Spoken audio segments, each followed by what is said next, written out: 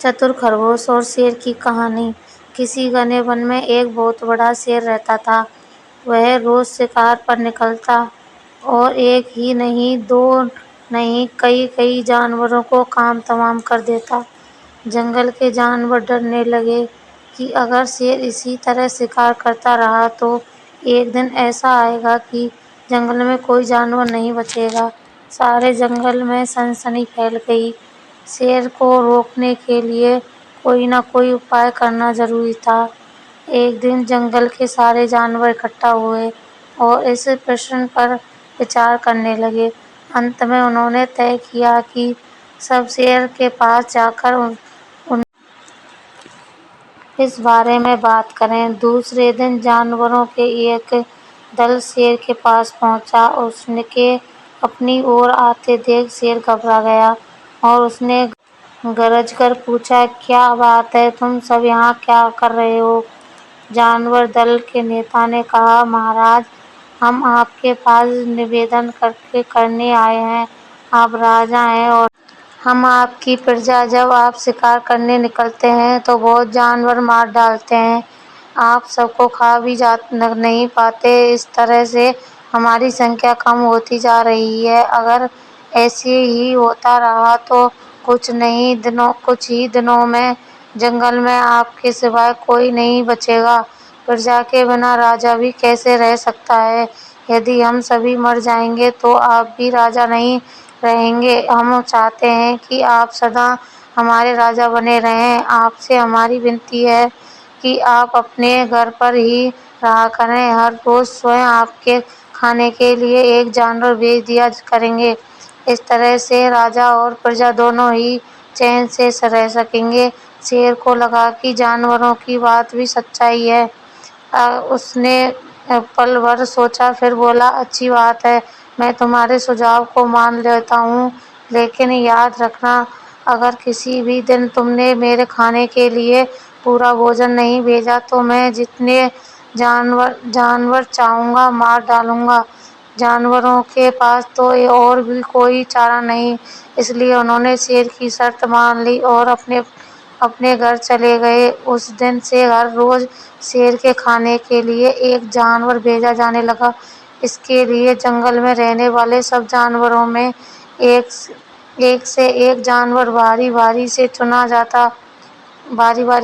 جاتا تھا۔ کچھ دنوں بعد خرگوشوں کی باری بھی آ گئی۔ شیر کے بھوجن کے لیے ایک ننھے سے خرگوش کو چنا گیا۔ وہ خرگوش جتنا چھوٹا تھا اتنا ہی چتر بھی تھا۔ اس نے سوچا، بیکار میں شیر کے ہاتھوں مرنا مورکھتا ہے، اپنی جان بچانے کا کوئی نہ کوئی اپائے اوشیہ کرنا چاہیے، اور ہو سکے تو کوئی ایسی ترکیب ڈھونڈنی چاہیے جس سے سبھی کو اس مصیبت سے سدا کے لیے چھٹکارا مل جائے۔ آخر اس نے ایک ترکیب سوچ ہی نکالی۔ خرگوش دھیرے دھیرے آرام سے شیر کے گھر کی اور چل پڑا۔ جب وہ شیر کے پاس پہنچا تو بہت دیر ہو چکی تھی۔ بھوک کے مارے شیر کا برا حال ہو رہا تھا۔ جب اس نے صرف ایک چھوٹے سے خرگوش کو اپنی اور آتے دیکھا تو غصے سے بول اٹھا اور گرج کر بولا، کس نے تمہیں بھیجا ہے؟ ایک تو پتی جیسے ہو، دوسری اتنی دیر سے آ رہے ہو۔ جن بیوقوفوں نے تمہیں بھیجا ہے میں ان سب کو ٹھیک کروں گا۔ ایک ایک کا کام تمام نہ کیا تو میرا نام شیر نہیں۔ ننھے خرگوش نے آدر سے زمین تک جھک کر، مہاراج، اگر آپ کرپا کر کے میری بات سن لیں تو مجھے یا اور جانوروں کو دوش نہیں دیں گے۔ وہ تو جانتے تھے کہ ایک چھوٹا سا خرگوش آپ کے بھوجن کے لیے پورا نہیں پڑے گا، اس لیے انہوں نے 6 خرگوش بھیجے تھے، لیکن راستے میں ہمیں ایک اور شیر مل گیا، اس نے 5 خرگوش کو مار کر کھا لیا۔ یہ سنتے ہی شیر دہاڑ کر بولا، کیا کہا؟ دوسرا شیر کون ہے وہ؟ تم نے اسے کہاں دیکھا؟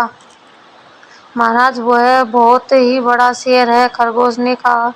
وہ زمین کے اندر بنی ایک بڑی غار میں سے نکلتا تھا۔ وہ تو مجھے ہی مارنے جا رہا تھا، پر میں نے اس سے کہا، سرکار، آپ کو پتہ نہیں کہ آپ نے کیا اندھیر کر دیا ہے۔ ہم سب اپنے مہاراج کے بھوجن کے لیے جا رہے تھے، لیکن آپ نے ان کا سارا کھانا کھا لیا ہے۔ ہمارے مہاراج ایسی باتیں سہن نہیں کریں گے، وہ ضرور ہی یہاں آ کر آپ کو مار ڈالیں گے۔ اس پر اس نے پوچھا، کون ہے تمہارا مہاراج؟ کون ہے تمہارا راجا؟ میں نے جواب دیا کہ ہمارا راجا جنگل کا سب سے بڑا شیر ہے۔ مہاراج میرے ایسا کہنے سے ہی وہ غصے سے لال پیلا ہو کر بولا، بیوقوف، اس جنگل کا راجا صرف میں ہوں۔ یہاں سب جانور میری پرجا ہیں۔ میں اس کے ساتھ جیسا چاہوں ویسا کر سکتا ہوں۔ جس مورخ کو تم اپنا راجا کہتے ہو، اس چور کو میرے سامنے حاضر کرو، میں اسے بتاؤں گا کہ اصلی راجا کون ہے۔ مہاراج، اتنا کہہ کر اس شیر نے آپ کو لوانے کے لیے مجھے یہاں بھیج دیا۔ خرگوش کی بات سن کر شیر کو بڑا غصہ آیا اور وہ بار بار گرجنے لگا۔ اس کی بھیانک گرج سے سارا جنگل دہلنے لگا۔ مجھے فوراً اس مورخ کا پتہ بتاؤ، شیر نے دہاڑ کر کہا۔ جب تک میں اسے جان سے نہیں مار دوں گا، مجھے چین نہیں ملے گا۔ بہت اچھا مہاراج، خرگوش نے کہا، موت ہی اس دشٹ کی سزا ہے۔ اگر میں اور بڑا اور مجبور ہوتا تو میں خود ہی اس کے ٹکڑے ٹکڑے کر دیتا۔ چلو راستہ دکھاؤ، شیر نے کہا۔ فوراً بتاؤ کدھر چلنا ہے۔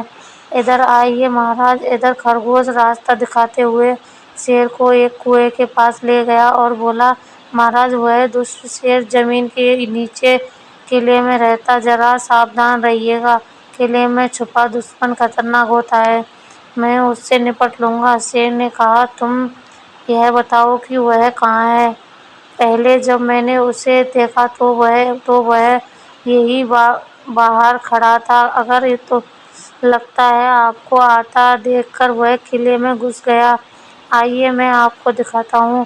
خرگوش نے کنویں کے نزدیک آ کر شیر سے اندر جھانکنے کے لیے کہا۔ شیر نے کنویں کے اندر جھانکا تو اسے کنویں کے پانی میں اپنی پرچھائی دکھائی دی۔ پرچھائی کو دیکھ کر شیر زور سے دہاڑا۔ کنویں کے اندر سے آتی ہوئی اپنی ہی دہاڑنے کی گونج سن کر اس نے سمجھا کہ دوسرا شیر بھی دہاڑ رہا ہے۔ دشمن کو ترنت مار ڈالنے کے ارادے سے وہ فوراً کنویں میں کود پڑا۔ کودتے ہی پہلے تو وہ کنویں کی دیوار سے ٹکرایا، پھر دھڑام سے پانی میں گرا اور ڈوب کر مر گیا۔ اس طرح چترائی سے شیر سے چھٹی پا کر ننھا خرگوش گھر لوٹا۔ اس نے جنگل کے سب جانوروں کو شیر کے مارے جانے کی کہانی سنائی۔ دشمن کے مارے جانے کی خبر سے سارے جنگل میں خوشی پھیل گئی۔ جنگل کے سبھی جانور خرگوش کی جے جیکار کرنے لگے۔